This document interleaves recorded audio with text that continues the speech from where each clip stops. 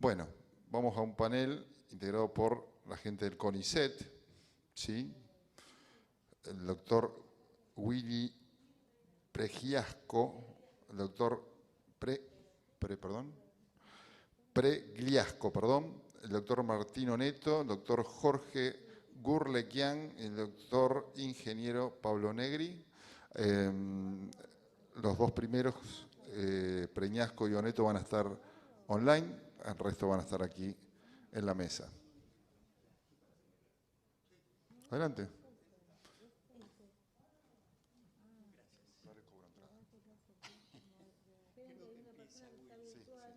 La primera exposición va a ser virtual, creo.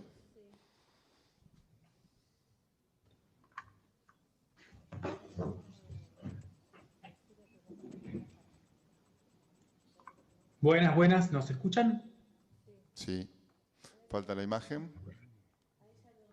Segundo.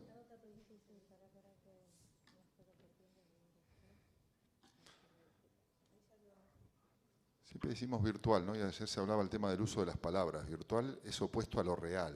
Vamos a decir que está remoto, ¿no? No un entorno virtual. Sí, me siento más identificado. Muy bien. No es una inteligencia artificial, realmente es Pregliasco y Oneto que están del otro lado. Entonces, ahora más que nunca con la inteligencia hay que aclarar, empezar a usar apropiadamente los términos, ¿no? Bien.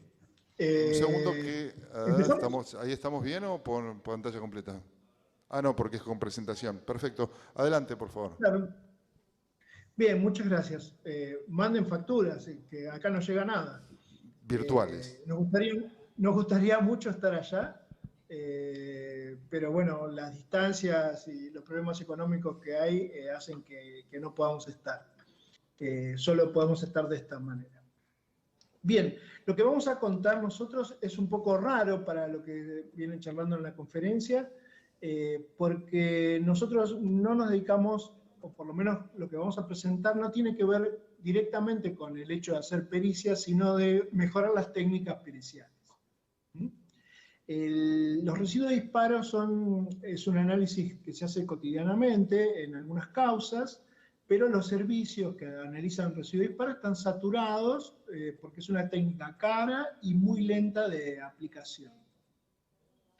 La parte interesante para nosotros es tratar de ver cómo utilizar el histórico, o sea, la actividad histórica de los servicios forenses para mejorar esas técnicas y hacer que sean más eficientes y más rápidas. Y cómo mejorar los protocolos de acción a partir del análisis aplicando inteligencia artificial o machine learning a la actividad esta. Así que eso ha formado parte de la tesis doctoral, del doctorado en física de Martino Neto, que está aquí conmigo, y que va a pasar a contarles un poco de qué se tratan los residuos de disparo y cómo podemos analizar el histórico de muestras de un laboratorio para sacar conclusiones. Bien, para comenzar, cuando uno piensa en un disparo, en general lo primero que se le ocurre es el proyectil viajando súper rápido, o también puede pensar en el tremendo estruendo que sale del arma, pero hay otro aspecto muy importante del disparo que corresponde a todos esos gases que salen alrededor del arma, que componen parte del material explosivo de las municiones y que arrastra partículas metálicas que se van depositando alrededor del tirador y alrededor del arma.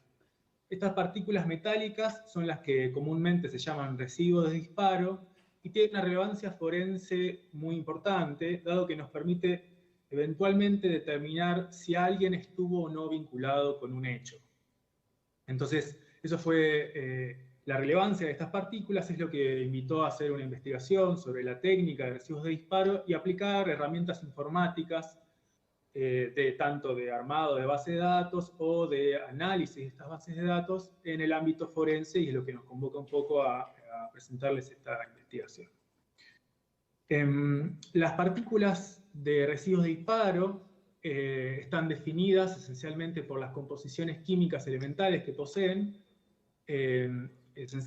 y se dividen en distintas categorías, que esto fue determinado a partir de distintos experimentos y históricamente con un montón de construcciones del tema.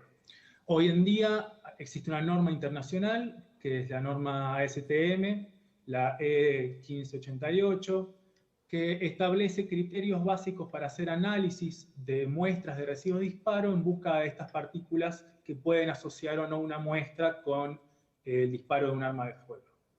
Las partículas más importantes que uno puede encontrar en una muestra se llaman partículas características, que poseen plomo, bario y antimonio simultáneamente en la composición de la partícula, y después aparecen otros tipos de combinaciones elementales que no son tan relevantes, como que se llaman partículas consistentes o ambientales.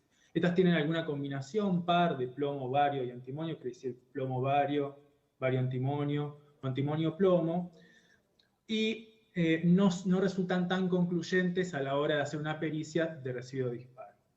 Sí, las muestras se analizan con un microscopio electrónico de barrido, que es un microscopio bastante caro, es un equipo que no está en cualquier lado, y lo interesante es que las partículas características es muy raro encontrarla como proveniendo de otras fuentes, ¿sí? No así con las consistentes, que tienen más fuentes compatibles, pero en general está aceptado que la norma dice que si encuentro partículas características puedo hablar de que la persona estuvo en contacto con un escenario donde hubo un disparo, ¿no? Eso es porque se puede decir que la única forma de producir esta partícula es a partir de un contexto de disparo, justamente porque estos elementos, el plomo, el bario y el antimonio, son los que están presentes en los fulminantes de las municiones. Entonces, la norma establece un criterio de búsqueda de partículas, diciendo cómo se tiene que tomar una muestra sobre una persona, haciendo distintos toques con una cinta de carbono que es adhesiva, y eventualmente, siguiendo cadena de custodia, llega a un laboratorio forense donde la muestra tiene que ser analizada. Se introduce en el microscopio electrónico y se utiliza un sistema automático de barrido de la muestra que busca identificar cada una de las partículas sobre la muestra y hacer un análisis químico de cada una de esas partículas. Lo que nosotros nos propusimos hacer fue, bueno, este es un par de detalles de un par de sistemas automáticos de barrido de muestras que son propietarios de los distintos instrumentos que se usan en los laboratorios. Y estos sistemas lo que hacen es almacenar la información de todas las partículas y todas las muestras que han sido analizadas. La parte de cierta dificultad que se tiene es que el sistema es propietario, es privado, digamos, no es fácil, no se puede acceder y es muy caro, y impide a los operadores de los servicios forenses hacer un análisis exhaustivo de las muestras por separado, y no quiero decir, no permite analizarlas como un conjunto. Uno puede analizar las partículas dentro de una muestra, pero no puede hacer una comparación global de todos los análisis que se hicieron. Esto nos motivó a nosotros a hacer un sistema que permita recopilar distintos análisis de residuos de disparo en distintos laboratorios del país, para poder capitalizar la información almacenada de estos sistemas automáticos que tienen distintos servicios del país. Trabajamos con un servicio de microscopía electrónica del CONICET en Tucumán, otro del Poder Judicial de Chaco y otro del Ministerio Público de Acusación en Rosario. Tal vez esta sea una de las partes más difíciles de nuestro trabajo, ¿no? Que fue lograr un intercambio de información con gente que está trabajando en hacer las pericias, pero entendiendo que lo que nosotros íbamos a hacer implicaba una anonimización de la información que había, pero digamos, esta fue la vinculación más rica que logramos hacer y fue mucho trabajo, como ustedes se pueden imaginar, ¿no? Claro, sí, una cosa que resalto de eso es cada uno de estos laboratorios para utilizar la base de datos de análisis de pericias y distintos análisis de muestras de residuos de disparo que hicieron, requiere un acuerdo de confidencialidad, anonimización de datos y como compromiso de trabajo conjunto devolvemos un informe que hacía un análisis de cómo venía trabajando cada laboratorio en función de los tiempos de tasa de éxito, es decir, cuántas muestras fueron categorizadas como compatibles con residuos de disparo o no compatibles con residuos de disparo frente a la presencia o ausencia de estas partículas características tan relevantes. Una cosa que quiero resaltar, que es fundamental, es que existen ciertas municiones que no presentan partículas características, que son de calibre 22, que hacen que ese criterio de presencia o ausencia de partículas características sea un poco débil a la hora de hacer algo tan taxativo como hacer algo compatible o no compatible frente a una presencia de estas partículas. Pero bueno, frente a esta situación de tener un análisis de tantas muestras de distintos laboratorios forenses, nos preguntamos cómo podríamos establecer un criterio de clasificación de muestras sin la presencia de partículas características para ver qué otra información de las muestras puede ser utilizada para ver la compatibilidad con residuos de disparo. Entonces, para eso armamos este sistema que se llama GCRDB, que recopiló toda la información de estos laboratorios, almacenando la información de cada una de las partículas con cada composición elemental, es decir, todos los elementos presentes en estas partículas, y las volcamos en una gran base de datos en donde nosotros podemos hacer estadística o aplicar herramientas de inteligencia artificial. La base de datos tenía alrededor de 1 millón de partículas, que componían más o menos 3.000 muestras de causas judiciales y corresponde a alrededor de 500 días de trabajo de microscopio continuo. A nosotros se nos ocurrió que este era un hermoso sistema para aplicar temas de Machine Learning, porque el resultado del análisis es la muestra es compatible o no compatible con residuo de disparo, y nada más. Y la cantidad de mediciones que se toman de cada partícula son muchas, pero son finitas, digamos. O sea, es algo que no es un problema con demasiada información, pero tenemos suficiente para entrenar un sistema. Lo que tiene por contrario es que nosotros no sabemos si en esa muestra la persona disparó o no disparó fehacientemente, pero sí tenemos el resultado del análisis del laboratorio. Para hacer entonces la implementación de Machine Learning y métodos estadísticos para poder clasificar estas muestras como compatibles o no compatibles con residuo de disparo usando más información que la presencia de partículas características, lo primero que hicimos fue analizar todos los elementos que aparecían en cada una de las bases de datos por separado y ver qué elementos permitían distinguir estas dos poblaciones. Llamamos las poblaciones MC a las compatibles y a las MC tachado, no compatibles con residuo de disparo. La comparación de qué elementos eran más predominantes en las muestras compatibles y en las no compatibles es lo que en realidad originalmente se hizo cuando se desarrolló la técnica. Hicieron un montón de experimentos, vieron qué elementos estaban más presentes en las muestras que la gente disparó, en la que no disparó, y eventualmente generaron los criterios. Ahora tenemos una especie de approach más data-driven, diciendo todas las pericias analizadas ya tienen esta categorización hecha, y tenemos tanto volumen de datos informático que nos permite hacer un poco una distinción más fina. Entonces, como resultados, lo que vimos es que hay ciertos elementos que se resaltaron más en una categoría que en otra, pero eran distintos elementos en cada servicio. Eso tenía que ver con que en algunos servicios se usa yodo, por ejemplo, para lavar a los cuerpos, o simplemente hay ciertos elementos químicos que son más presentes de un lugar que de otro. Entonces, lo que hicimos fue ver qué elementos se destacan para distinguir cada población de muestras simultáneamente en los 3 servicios. Y encontramos algo muy simpático, que es que había solo 5, que eran el cobre, el zinc, el bario, el plomo y el antimonio.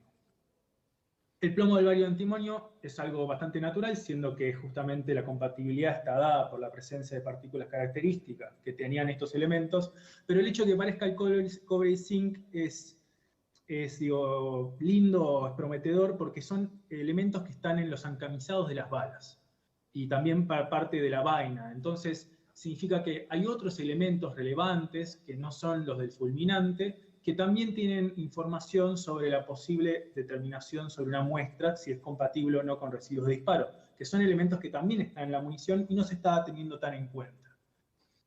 Para ver si podemos establecer un criterio de comparación un poco más fino, lo que hicimos fue ver cómo eran las combinaciones de estos elementos presentes en las partículas. Y para eso hicimos todas las combinaciones posibles de estos 5 elementos y vimos qué predominancia había de cada uno de ellos en cada población. Entonces, en este gráfico les muestro distintas combinaciones de elementos de estos 5 que se resaltan, y hay una métrica estadística que permite distinguir qué tan probable es que una muestra sea compatible con residuos disparos, dada la presencia de esa combinación elemental, en relación a que no sea compatible con residuos disparos, comparado a esa combinación, a la presencia de una partícula con esa combinación elemental. Bueno, algo que es un poco, digamos, que era un poco predecible, es que todas las combinaciones encontradas hacen que sea más probable que la muestra sea compatible, pero no en un sentido tan determinante, salvo algunos pocos elementos que en realidad no son muy ocurrentes en la población general de muestras. Entonces, uno le gustaría poder tener un criterio que sea amplio para que pueda servir en general en la práctica, que sea bastante ocurrente, pero que tenga una buena tasa de diferencia, que me permita diferenciar mucho a las dos poblaciones.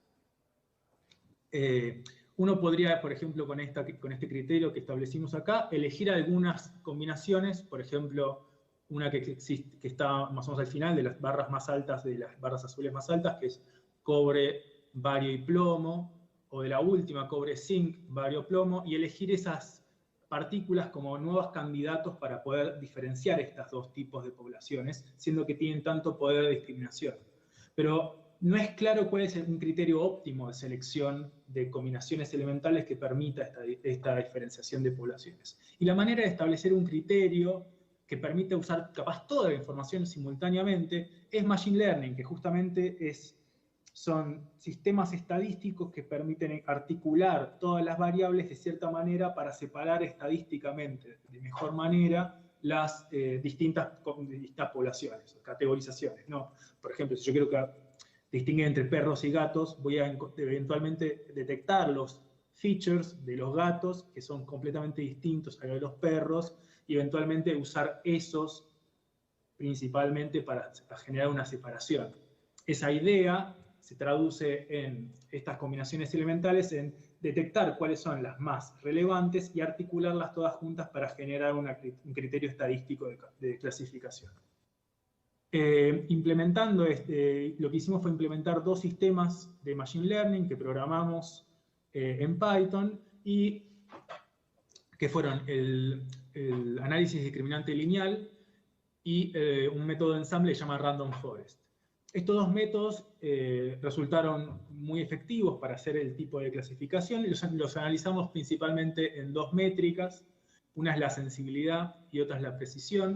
La sensibilidad habla de qué tan capaz soy yo de detectar compatibles, es decir, es la cantidad de compatibles detectados sobre el total de compatibles de la muestra. Y la precisión habla de qué tan pura es el tacho de compatibles que yo estoy prediciendo, qué tan puro es, si no estoy metiendo demasiados no compatibles en mis predicciones. Me gustaría aclarar que en esta discriminación nosotros estamos evitando usar la información que se usa habitualmente para clasificar las muestras, ¿no? Las partículas características no están siendo tenidas en cuenta. Estamos viendo cuán bien podemos discriminar las dos poblaciones de muestras mirando todo lo demás, ¿sí? Entonces, justamente reforzando esa idea, estos sistemas nos permiten decir que existe otra información dentro de la muestra que no es la información de las partículas características, que nos puede llegar a sacar conclusiones, y la misma conclusión de que la muestra es compatible con residuos de disparo, planteando un criterio diferente, un criterio estadístico, un criterio que mira con ojos más grandes distintas variables dentro de las muestras. Algo que elegimos como mejor sistema de clasificación, el Random Forest, que a su vez permite, si uno lo investiga un poco en profundidad, determinar cuáles son las variables más relevantes en su clasificación, y encontramos que la combinación elemental cobre-bario-plomo es sumamente relevante en la discriminación de las dos poblaciones de muestra, que es algo que nosotros ya habíamos visto cuando hicimos la comparación de estadísticas, si querés, manual. Entonces, de esta manera, justamente y resaltando lo que decía Willy recién, es si nosotros obviamos la información de la presencia de partículas características, que es lo único que se mira en el protocolo actual, podemos ver que si miramos otra información, hay partículas que tienen muchísima relevancia y relevancia muy parecida a la de las partículas características, que es, por ejemplo, la partícula cobre, bario y plomo. Y esto es solo esta información y llegar a este resultado de conclusión es el producto de haber tenido mucha información de distintas causas y haberlas categorizado y haber dictado un resultado del análisis, y junto a esa información hacer un análisis posterior de qué otros datos dentro del producto del análisis se podrían haber usado también para reforzar ese resultado. Willy, Ahora, perdón la interrupción. Sí. Voy a ser de abogado del diablo. Deberíamos ir cerrando para respetar los horarios de los 20 perfecto, minutos por panel. Estamos en eso. Muy bien. Sí. Esto tiene dos resultados inmediatos. En uno, si un servicio hace un análisis de residuo de disparo y no encuentra las partículas características que definen la compatibilidad de una muestra, puede usarse esta herramienta para asesorar si tiene sentido volver a analizar la muestra con más detenimiento o con otras configuraciones de análisis, o bien o descartarla directamente y dar como conclusión como negativo a la muestra. Esto ya permite ser una herramienta para los operarios para ser asesorados en cómo proceder en caso de un negativo. Y por otro lado, da luz a establecer nuevos criterios o expandir los criterios actuales de las técnicas, queriendo decir, este tipo de análisis utilizando inteligencia artificial es una forma novedosa de poder establecer que existen maneras de ampliar las técnicas actuales que se utilizan para sacar conclusiones haciendo análisis forenses. Fíjense que el uso de la inteligencia artificial, en este caso, no está hecho para decidir en qué categoría cabe una muestra o en qué escenario puede haber sido tomada la muestra, sino que sirve para asistir al operador, para chequear y para ver cuán probable es que la muestra dé positivo o no, para verificar un resultado. Es una asistencia a los operadores, ¿sí? Y eso me parece un punto interesante, donde seguimos trabajando con un buen criterio y con buenos profesionales, pero que tienen un asesoramiento extra, tienen algún dato adicional para tener en cuenta. Bueno, y eso es lo que queríamos contarles hoy. Espero que les haya resultado interesante, a pesar de que estamos charlando de cosas tan diferentes durante el resto del día, ¿sí? Muchas gracias. Bueno, Willy, ¿está habilitado este? Sí. Bueno, Willy, gracias. Perdón que estuvimos hoy con poquito tiempo, no se me ve bien por la cámara. Gracias por la presentación y seguramente en próximas actividades con más tiempo vamos a poder escucharlos más tiempo y ojalá que sea de manera presencial. Así que muchísimas gracias por estar. Seguimos ahora con el resto. Gracias.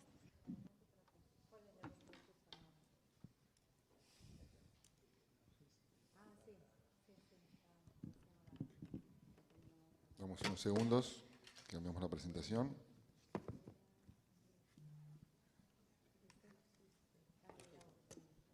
Hola. ¿Qué tal? Buenas tardes.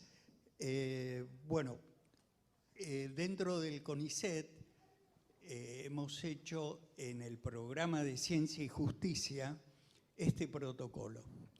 El protocolo era una necesidad para las pericias de voz, dado que los criterios a nivel nacional e inclusive en toda Latinoamérica eran diferentes y en algunos casos inexistentes.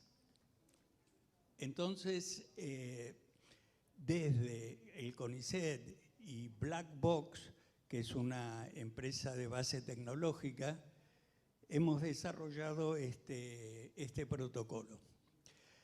La Cámara de Comercio de Estados Unidos tiene un área, una organización vinculada a las distintas áreas periciales. Y acá lo que pretendo mostrar, que además de las clásicas como las de ADN y registros de disparos y la parte física y escena del crimen que todos conocemos, está el área de multimedia o digital, que es la que se ha tratado en esta conferencia. Y el área de reconocimiento de hablante pertenece al grupo de digital. Entonces, la primera indicación que quiero dar es que la identificación de hablantes a través de la voz es una metodología que debe utilizarse más en nuestro país, dado que se está utilizando en todo el mundo, con distintos resultados.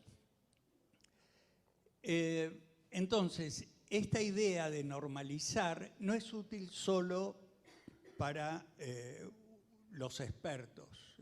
También, fundamentalmente, está dirigida a abogados, defensores, fiscales, jueces que trabajan del lado de la justicia. Entonces, el mensaje es: un protocolo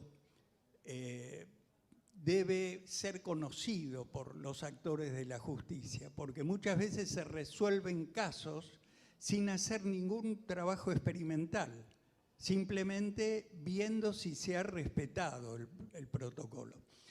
Ahora, el protocolo tiene una imagen de ser una norma estricta y rígida, y desde ya que es muy dinámica. Dinámica sobre todo por los temas que hemos escuchado sobre la inteligencia artificial. Imagínense que la voz es muy fácil hoy en día, con cientos y miles, diría yo, de métodos diferentes, simularla o clonarla.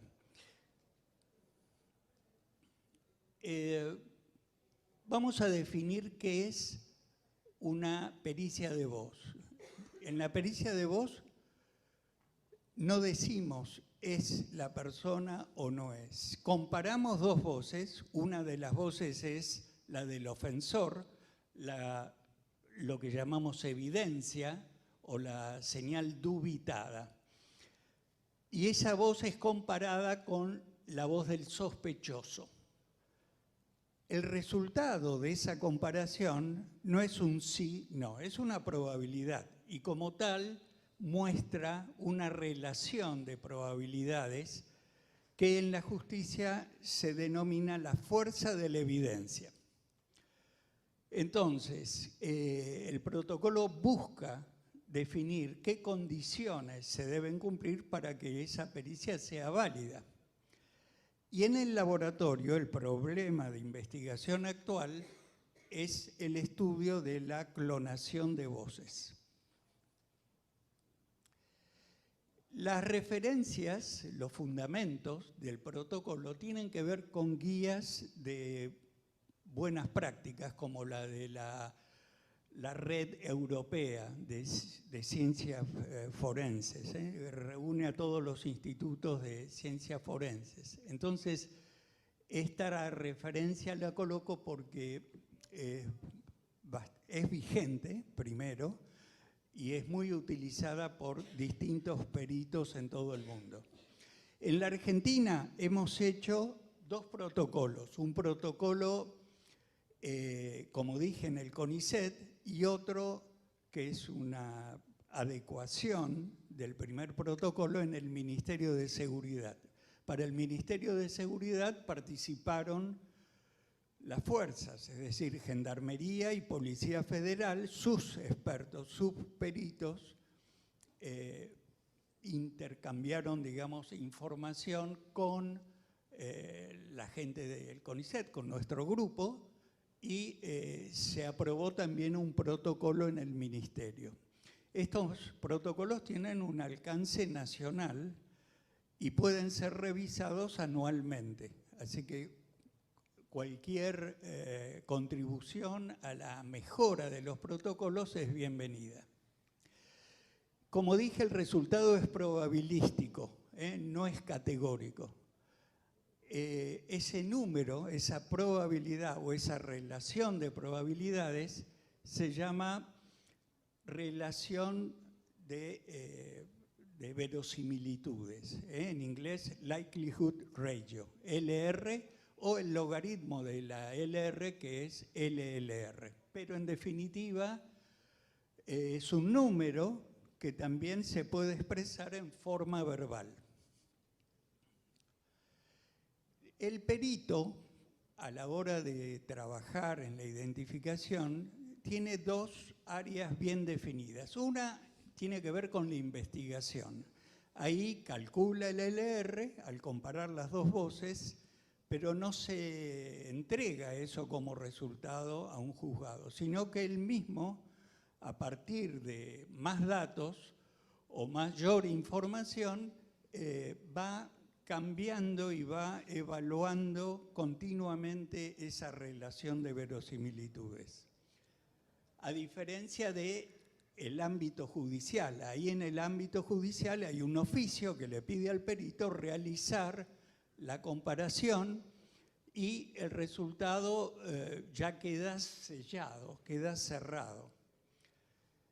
Hay dos aspectos que hay que tener en cuenta. No nos interesa solamente cuánto se parecen las dos voces, es decir, la similitud o disimilitud, sino también cuánto se parece o cuál es la probabilidad de que la voz que es dubitada, que es la ofensiva, haya venido de cualquier otra persona, de la población, de la región.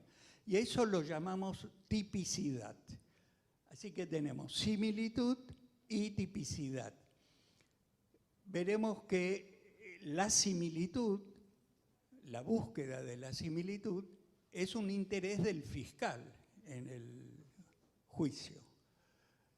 Y la tipicidad es más bien un interés del abogado defensor, porque va a tratar de decir que su sospechoso en realidad no fue el que emitió la voz dubitada, sino que pudo haber sido cualquier otro.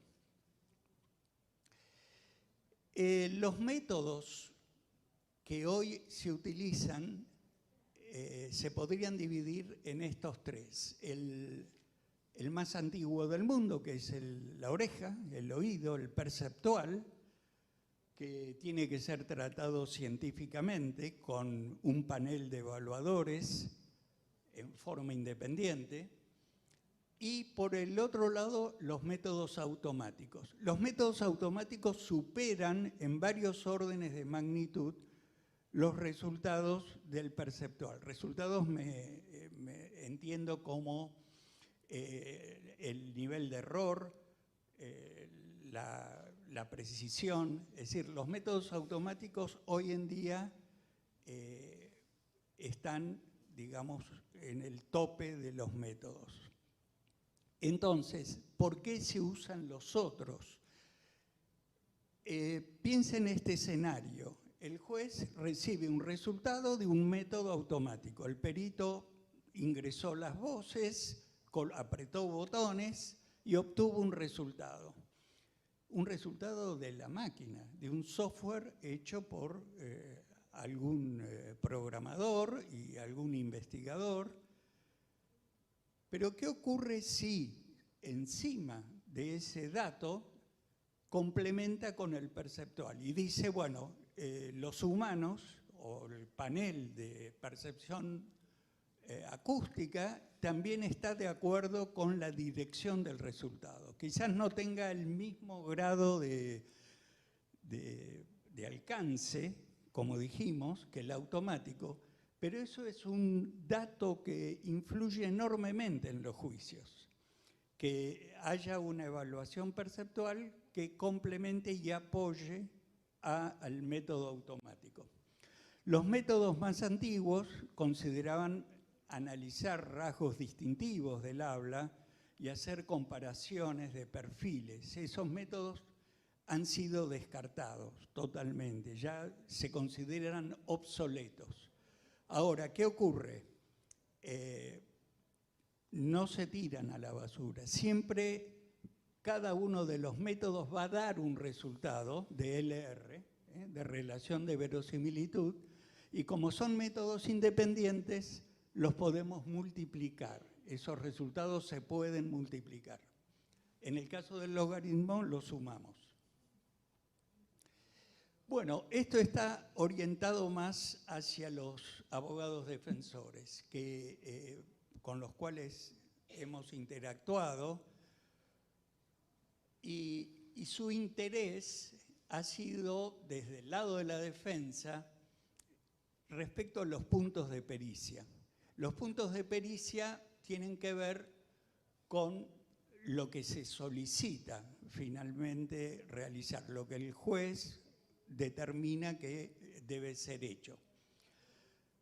Otra inquietud que tienen los defensores es que si en pleno juicio pueden hacer preguntas que generen dudas. Interesa descolocar a la contraparte. Y la interpretación de este valor de LR, y en donde se puede observar arbitrariedad, la mayor arbitrariedad. Bueno, vamos a repasar los puntos de pericia. El primero que está ahí trata de lo que es la calidad del audio. Cuando me refiero a calidad, estoy hablando de la grabación dubitada, la que llegó al juzgado con información que es ofensiva o que debe ser, digamos, analizada. Otros puntos tienen que ver, si es posible saberlo, cuándo se realizó la grabación, pero sí vamos a saber sobre su duración, la duración efectiva, porque cualquiera de los métodos, sea el perceptual o el automático, necesitan que haya presencia de fonemas, que haya riqueza fonética para poder rescatar la información que va a ser comparada. También otro punto puede ser realizar la transcripción, indicar cantidad de hablantes y uno de los puntos centrales, ¿cuál es la similitud entre las dos voces? Además de aspectos que tienen que ver con la lingüística forense. Los dos puntos de pericia obligatorios son estos dos. La calidad, con el fin de saber si se puede realizar la pericia, es decir, la calidad tiene que ver con la relación señal-ruido, con el nivel de muestreo, con aspectos de la señal que pueden hacer que el perito rechace hacer su trabajo. Y el otro punto de pericia importante, obviamente, es realizar la comparación de las voces. Es decir, verificar calidad e integridad de la evidencia y que dure lo suficiente, e indicar grado de similitud versus tipicidad entre la voz de las voces que estoy comparando.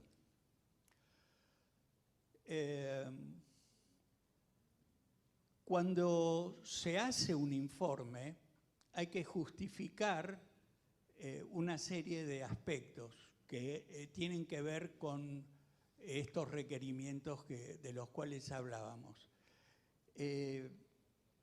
Esto lo van a tener ustedes, yo no voy a leer todos los requerimientos, pero se deben considerar en ese informe final.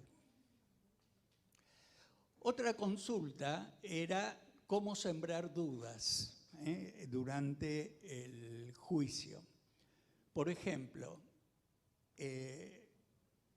se han equiparado los diferentes canales, es decir, la voz dubitada, ¿cómo se obtuvo? ¿Se grabó?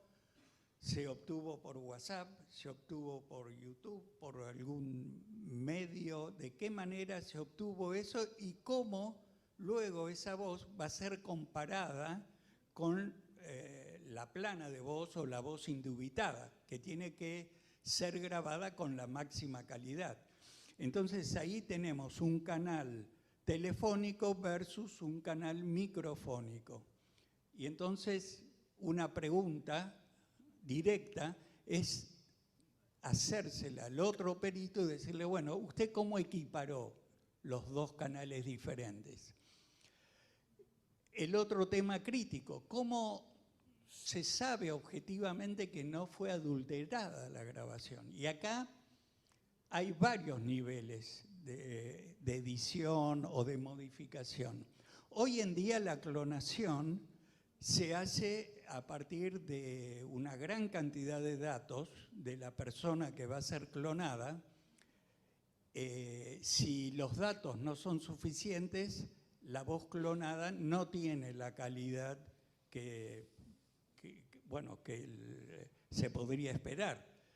Y entonces para ello se hacen muchas demostraciones con personajes famosos o públicos, políticos, actores, para mostrar cómo actúa la clonación. Luego, con esas voces clonadas, se hacen pruebas para ver el desempeño de cada uno de los métodos. Desde ya, los grupos que clonan saben cuándo sus voces están clonadas, pero hay, ya les dije, más de cientos, decenas de métodos de clonación. Entonces, uno puede determinar cuál es, si la voz es clonada, hoy en día, cuando conoce el método de clonación. Pero ahora en esta etapa estamos en pleno trabajo. Es un tema de investigación, que también se los traslado. Estudiar los métodos de clonación y ver qué aspectos comunes pueden obtenerse. Respecto de la metodología, si fue descrita, es decir, todas estas preguntas, la metodología, el error típico, las bases de datos, todos estos aspectos han surgido a partir del caso Daubert, al cual me voy a referir ahora. Respecto a la arbitrariedad que se observa,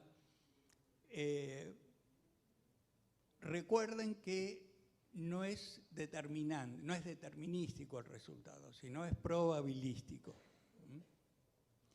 El juez va a utilizar esa información y con el resto de la información que posee va a tener la decisión final.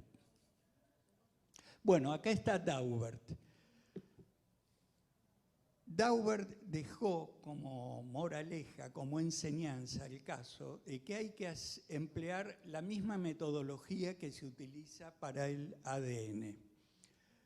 Es decir, el ADN también obtiene como resultado una relación de verosimilitudes y entonces se ha hecho una copia directa de la metodología o la estructura de la metodología que se usa para ADN.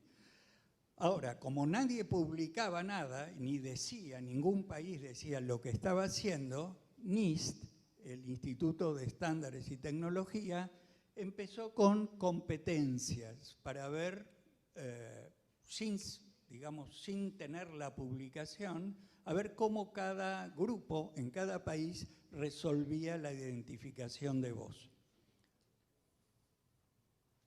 Perdón, ¿podríamos ir redondeando? ¿En 2, 3 minutos? Voy a tratar. Terrible. Sí, claro. Okay. Todos dicen que sí, yo también.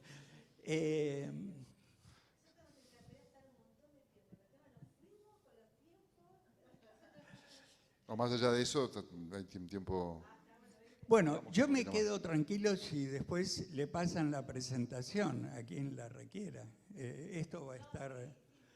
Lo que pasa es que no va a estar grabado porque...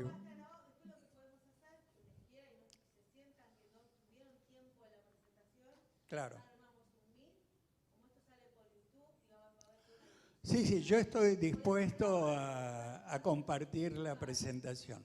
Bueno, los principios de Daubert, acá están.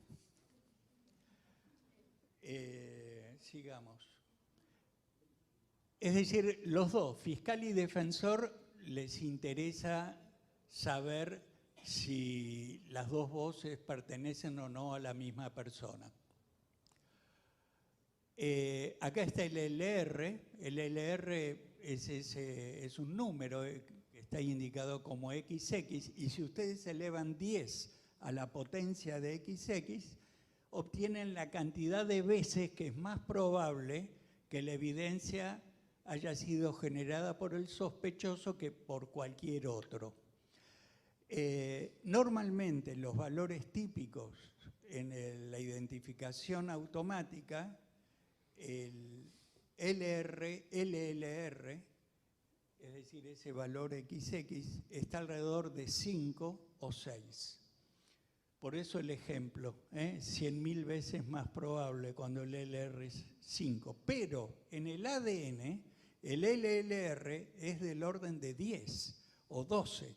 Así que eleven 10 a la 10 o a la 12. Entonces ahí sí, la voz sigue la misma metodología, pero no alcanza los mismos valores de LR. O sea, no es tan discriminante como el ADN.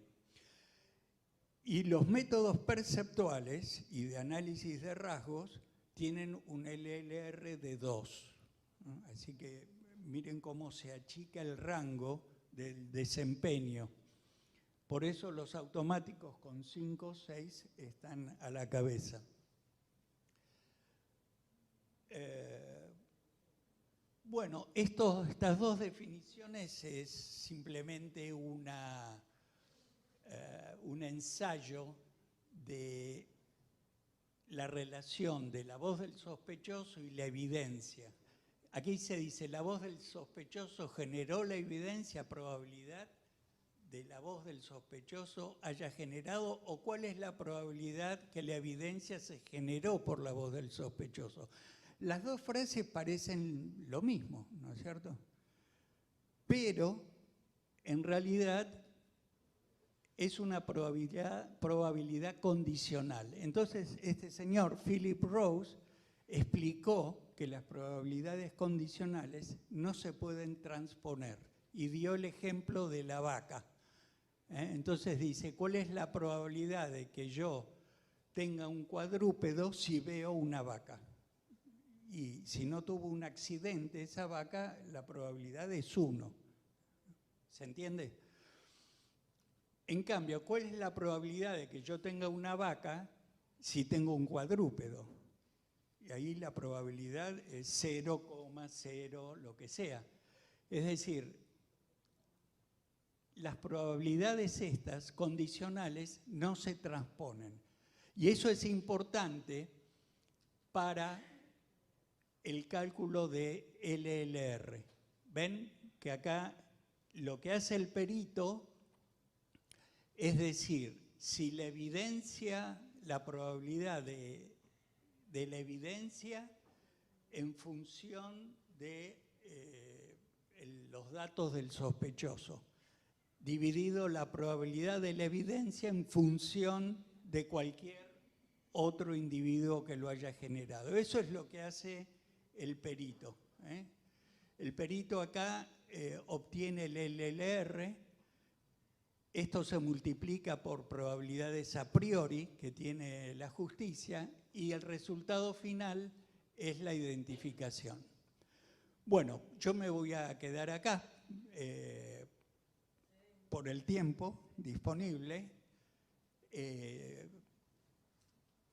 Habría más cosas que comentarles, pero finalmente me interesa mostrarles que el CONICET tiene un sistema de identificación forense que se llama Forensia y que ha competido a nivel internacional, obteniendo un desempeño muy valioso, muy importante. Este es un caso que resolvimos en Valencia. Ahí ustedes ven señales espurias. La contraparte en este juicio había utilizado esta señal como señal indubitada, pero había señales continuas a lo largo del tiempo y entonces eso invalidó la pericia. Esto es la medición relación señal a ruido, bla, bla, bla, bla. Esto es para 1 hora, ¿no es cierto? Perdóname. ¿Cómo? Tengo que seguir yo. Sí, sí. Bueno, ya los dejo. Terminé.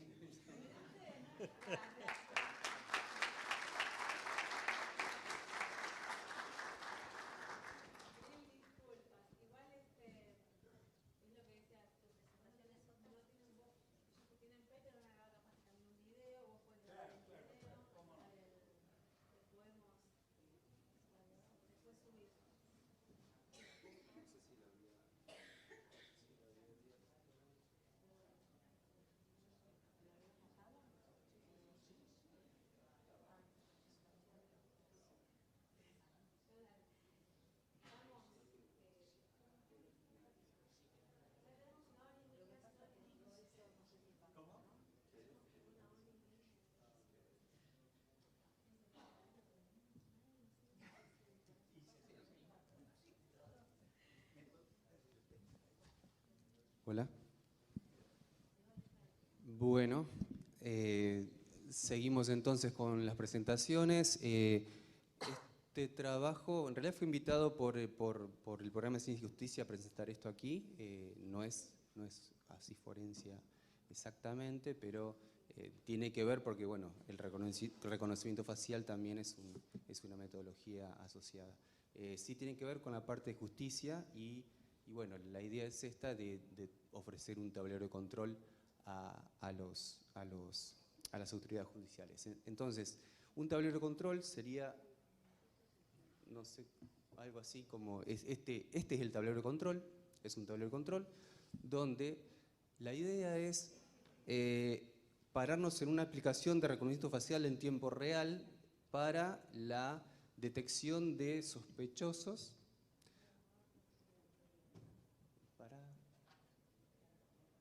Para la detección de sospechosos en la vía pública. Entonces, estamos ante una aplicación muy sensible para la sociedad. Una aplicación donde trasvasa un montón de derechos fundamentales de las personas, como el derecho a la privacidad y el derecho. Por otro lado también teníamos, ya no lo tenemos más, pero lo tenemos, pero bueno, la idea entonces, sí, no, espera, sí. Perfecto. Ok, perfecto. Perfecto. Entonces, la idea es presentar esto porque hay, o sea, una autoridad judicial o un conjunto de fuerzas que quiere usar de reconocimiento facial, se puede pensar como que tiene que pagar un costo en ética y privacidad cada vez que se produce un despliegue, ¿okay? Frente a la sociedad. Y obviamente ese costo tiene que ser evaluado. La idea de este entonces tablero de control es que ayude a una toma de decisiones para hacer el despliegue y que al tomarlas ellos se hacen responsables de este despliegue. Evidentemente este tipo de despliegues solamente se podrían hacer bajo una autoridad que lo firma, ¿no? Y por último, esto también podría ser parte de una herramienta de evaluación de impacto del despliegue. Bueno, vamos a ver esto un poco porque no paso.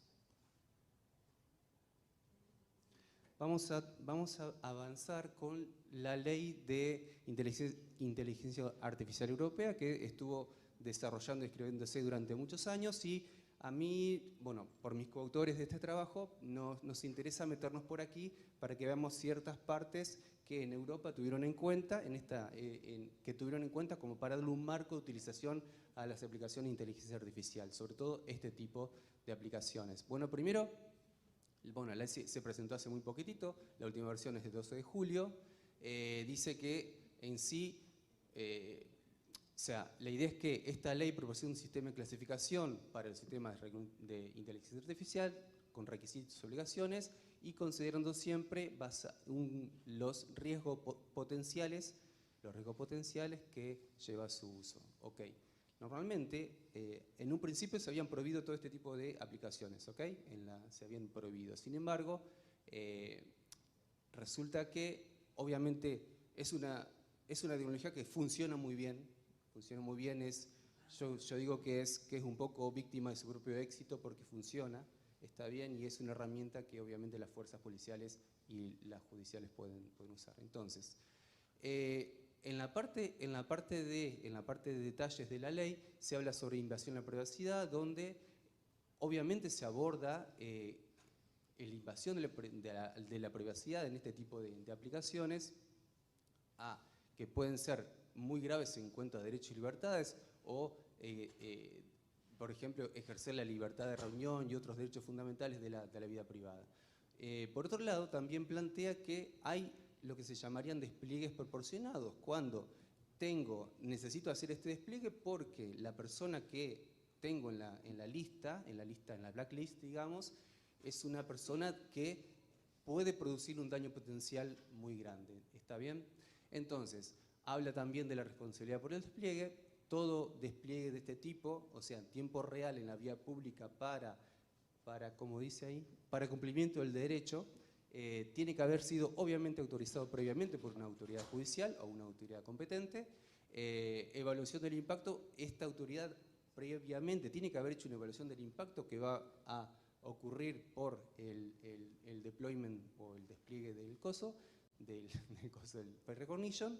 Y finalmente, algo que es importante por ahí y que cuando hablamos que hay que tenerle miedo a la inteligencia artificial, eso es si la dejamos a la inteligencia artificial de decidir por nosotros. Nosotros nunca debemos dejarla que decida por nosotros, como decía Jorge acá. O sea, es una herramienta, nos da un montón de cosas que nos pueden servir, pero siempre la última toma de decisión tiene que ser, sobre todo en esto, tiene que ser humana. Entonces, algunas prácticas de IA están prohibidas. Como decimos, se prohíbe en general este tipo de reconocimiento facial en la vía pública, excepto ciertas excepciones.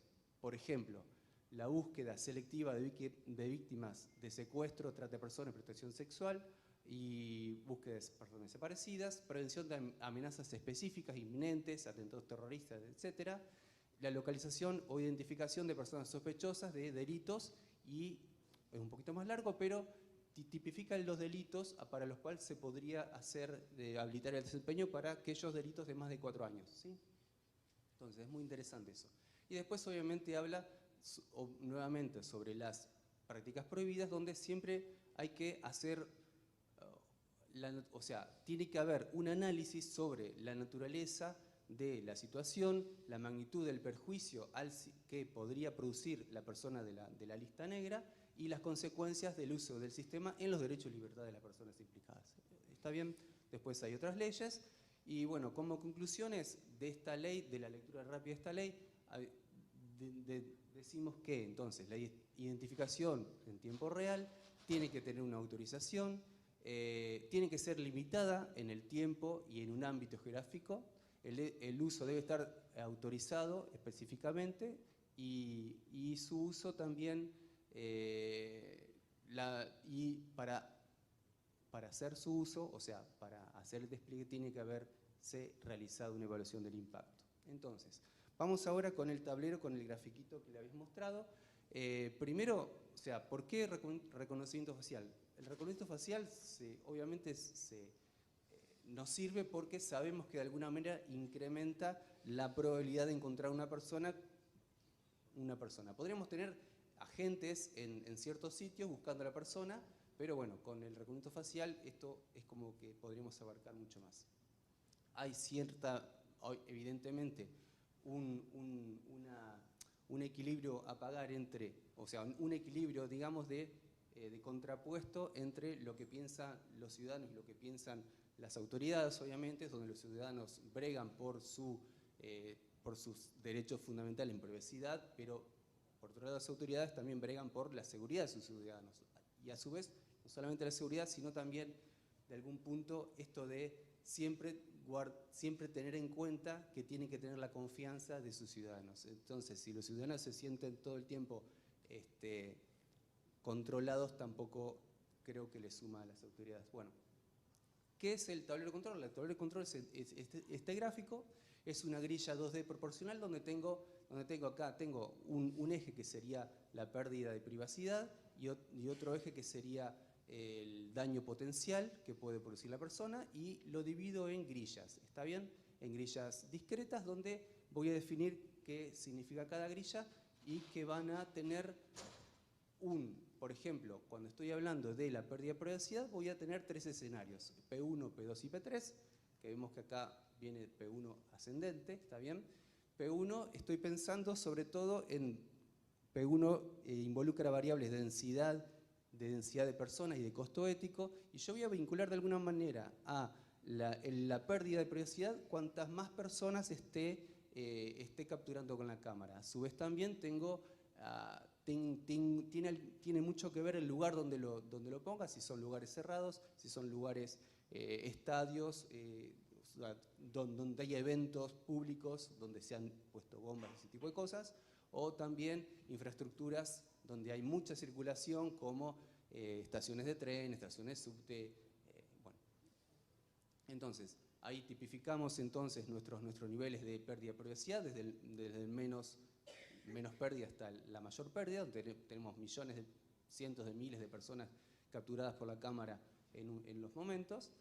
Y por otro lado también tipificamos lo que sería el daño potencial de la persona que está en la lista que puede producir. ¿Está bien? Entonces, siempre lo vinculamos en este tabla de control a cuestiones de vida humana, donde podemos pensar en cuestiones de seguridad donde involucran distintos niveles de peligrosidad entre asesinatos, secuestros, personas desaparecidas, y H2, H1 y H2, algo un poco más peligroso como terrorista y ese tipo de cosas.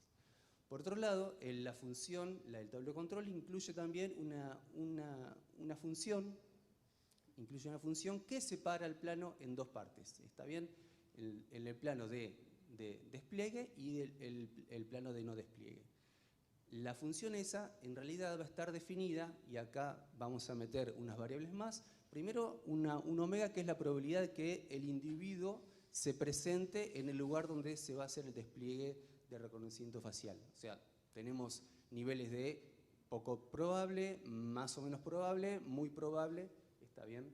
Otra variable es la R, que es la fiabilidad del sistema, que tan bueno es el sistema de reconocimiento facial. Hoy en día generalmente son buenos. Y el T, la ventana de tiempo. No se iban a salvar de una fórmula, soy de CONICET, lo siento, pero una fórmula acá con unas funciones.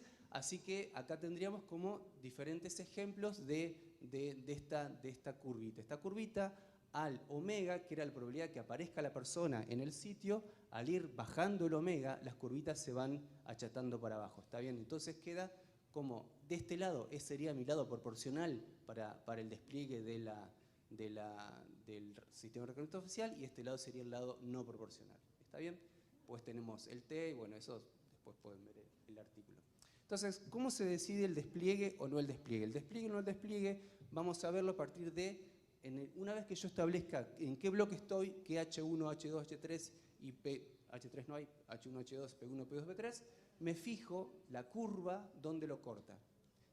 La curva, al cortar los bloques, establece dos áreas, un área izquierda y derecha, y yo voy a decir que el deployment, o sea, el despliegue es proporcional si el lado del despliegue proporcional, o sea, donde el daño es mayor que la pérdida de privacidad, se mantiene, digamos, es mayor este área que esta área. ¿Está bien? Y esto lo podemos saber en lo que sería lo que está pintado y lo que no está pintado. Acá no se ven bien los colores, acá habría distintos colores, pero bueno. Una particularidad que vimos que podemos jugar con este tablero de control es que podremos tener diferentes contextos culturales. Imaginando que tenemos una peligrosidad H2 en un escenario P2, ¿está bien? Con una probabilidad de aparición 0,25, que es poco probable, podría haber sociedades que lo tolerarían, otras que necesitarían al menos 0,5 de probabilidad que aparezca la persona, o sea que sea probable que aparezca, y otras que sean mucho más conservadoras, que necesitarían casi una probabilidad de que sí o sí que aparezca para que piensen, o sea, la sociedad los acepte. Voy a terminar con 2 escenarios reales, 2 escenarios, ya estoy terminando. No dije nada, todavía no dije nada. Dos escenarios reales. Un escenario de una prueba que hizo la Policía Metropolitana de Londres en el 10 y algo. Y la idea era hacer un despliegue con un montón de personas de las cuales realmente no sabemos por qué están en esa lista. Son gente que tenían causas judiciales, pero se puede pensar que eventualmente, si es un H1 o H2, lo hicieron en barrios abiertos, en esquinas, digamos, o en bulevares, o sea, no había tanta circulación. Podemos pensar entonces que será P1. Bueno, acá está dibujada la S que se construye a través de los datos del reporte. Y bueno, acá vemos que sería proporcional si estamos en este coso. Fíjense en que acá solamente incluimos peligrosidades que tengan que ver con la vida humana, no con robo y ese tipo de cosas, ¿sí? Por último, hay un escenario de una captura de un sospechoso de terrorismo. Esto es una noticia que salió, bueno, una persona que estaba prisionera de terrorista, o sea, con acusación de terrorismo y espionaje en Inglaterra, se escapa el 6 y lo recapturan el 9 de septiembre. La búsqueda la coordinó el Counter Terrorism Operations Center de Londres. Fue una caza al hombre increíble, que pusieron todo el despliegue de la tecnología, y lo gracioso es que recibían muchísimas llamadas de personas que decían que lo veían, ¿está bien? Y dice, bueno, y ahí mandamos gente. Bueno, yo calculo que en realidad no mandaban a gente, solamente prendían las cámaras de ahí, ponían el recofacial, es lo que hubiera hecho yo. Y este Omega, obviamente, al haber recibido una denuncia que posiblemente estaba la persona, digamos, ese Omega, o sea, la probabilidad de que esté ahí es alta, ¿está bien? Entonces, por ejemplo, podríamos tener este tipo de curva. Entonces, vemos cómo hay el tablero de control me da, en este caso, una variable de intervención del coso. Entonces, lo interesante de esto es que es una herramienta. No hay muchas de estas cosas pensadas así. Todo el mundo quiere todo el tiempo mejorar el reconocimiento facial, etcétera, etcétera, pero quizás no se habla tanto esto de evaluar cuándo debe ser permitido, cuándo no debe ser permitido, y está bueno esto quizás para gente yo no he hablado con tanta gente del Poder Judicial, pero uno nunca, siempre el feedback es interesante para ver de mejorar esto o pensarlo a futuro. ¿Okay? Bueno, es todo. Muchas gracias.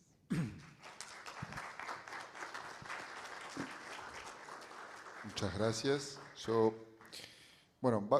Me permito decir que muchos de los paneles y las exposiciones que hay en la Infocom provienen ese conocimiento de la investigación, ¿no? El CONICET, el Consejo Nacional de Investigaciones Científicas y Tecnológicas, que es un organismo gubernamental. A ver, en Infocom hay investigación científica y a su vez también corporativa, ¿no? Hay empresas. Está pasando un momento muy malo, mi solidaridad con ello, recortes presupuestarios y despidos. Entonces quería señalar esto que también, que estamos teniendo en Infocom, en una universidad nacional, como la Universidad Nacional de La Matanza, también tiene fondos públicos y es de público conocimiento la situación que está viviendo, pero esto queríamos señalarlo y la importancia de la investigación en todo esto, ¿no?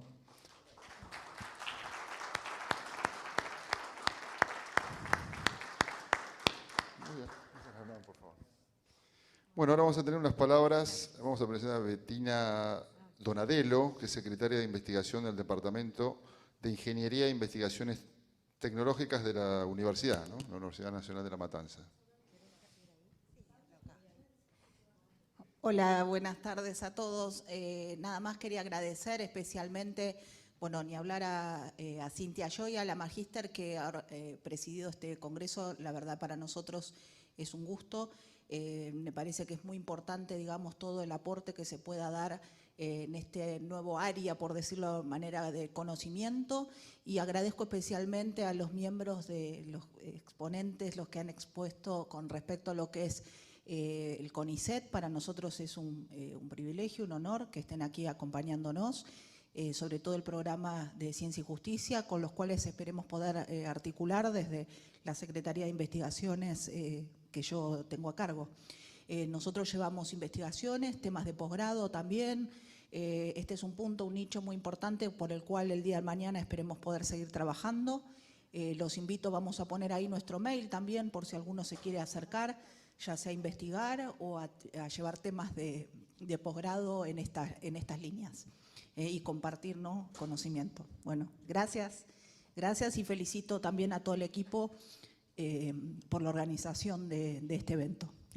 Gracias, Cintia, gracias. Bueno, extiendo, la verdad, un poco lo que dijeron ellos, creo que ya está más que claro, estuvimos muy, muy contentos con la participación, obviamente, del CONICET, y bueno, también es saber que estamos en un momento complicado, por eso no pudo venir Willy tampoco, así que presencial, pero les agradecemos que pudieron estar.